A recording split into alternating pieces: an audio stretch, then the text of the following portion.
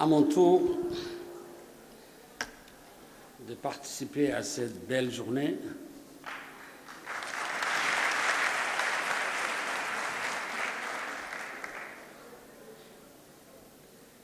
je vais commencer par Bismillahir Rahmanir Rahim. Salatu wassalamu ala Rasulillahi sallallahu alayhi wa sallam. Chère jeunesse djiboutienne, c'est un honneur et un plaisir immense pour moi de célébrer avec vous cette belle journée nationale et africaine dédiée à la jeunesse. On l'a assez dit, la jeunesse est notre avenir.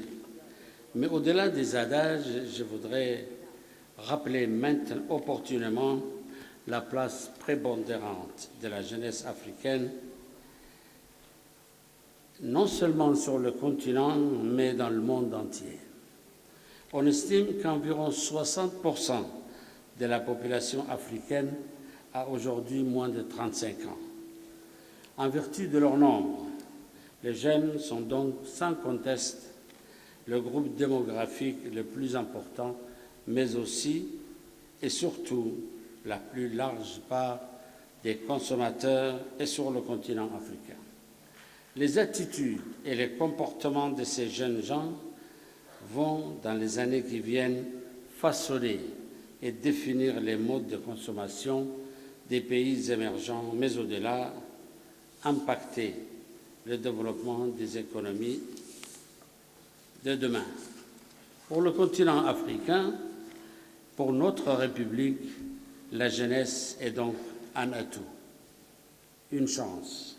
Elle reste un précieux capital qu'aucun État, aucun peuple, qu'aucune société n'a le droit d'ignorer sous peine de se condamner elle-même. Aussi, mesdames et messieurs, il n'est aucune question politique, sociale ou économique qui ne doive tenir compte des problèmes de la jeunesse.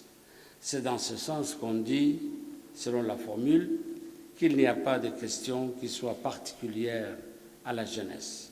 Cependant, il est tout aussi exact de dire que la gravité d'une question se mesure à la façon dont elle affecte la jeunesse. En effet, chacun des grands problèmes sociaux, tels que la pauvreté, le chômage, le mal-logement, atteint la jeunesse plus gravement et plus profondément que quiconque, parce que c'est un espoir, un avenir, un destin qui est en cause. Chère jeunesse, le développement harmonieux de notre pays passe d'abord par l'intégration heureuse de cette jeunesse à la communauté nationale. J'ai voulu, dès le départ, agir pour vous, les jeunes, en proposant aux Djiboutiennes et aux Djiboutiens un pacte social qui vous adjuge une place centrale dans notre projet de développement. Je n'ai depuis eu de cesse de me battre pour vous offrir l'écoute et les perspectives dont vous avez tant besoin.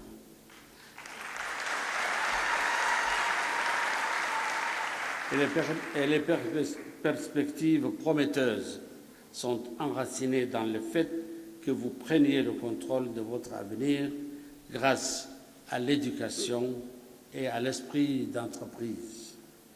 Mesdames et messieurs, pour créer une offre d'emploi pour les jeunes d'Afrique et soulever une vague de jeunes habilités à en tirer les bénéfices, des investissements coordonnés sont nécessaires dans chaque partie du pipeline de l'éducation, de la petite enfance jusqu'au premier poste sur le marché du travail.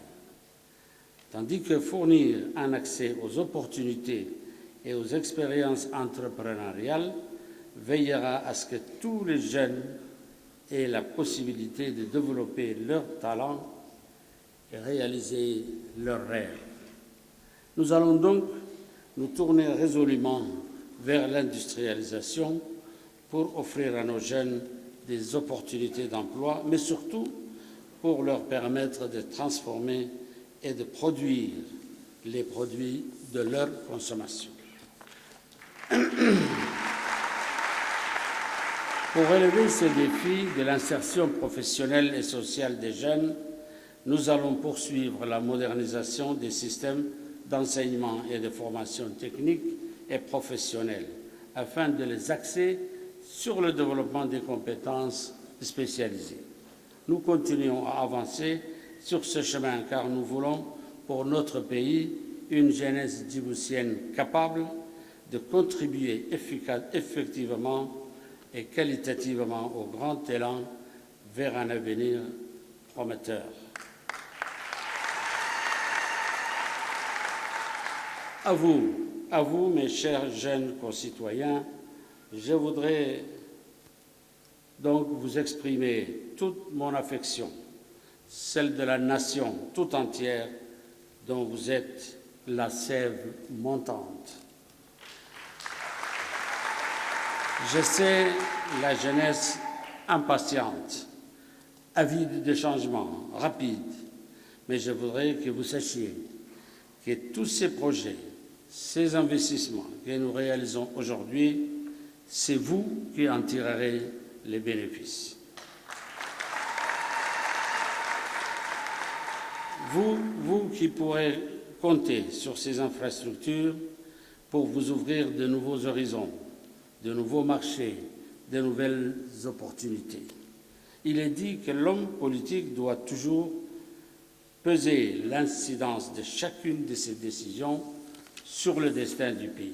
Il lui faut diriger son regard plus loin que les obstacles quotidiens, vers ces horizons qui sont, en vérité, ceux de la jeunesse de son pays. Car penser constamment à eux et donc à vous, c'est la seule manière de préparer et bâtir le futur. Je tiens donc à vous dire que malgré les frustrations du quotidien, nous sommes résolument en train de construire votre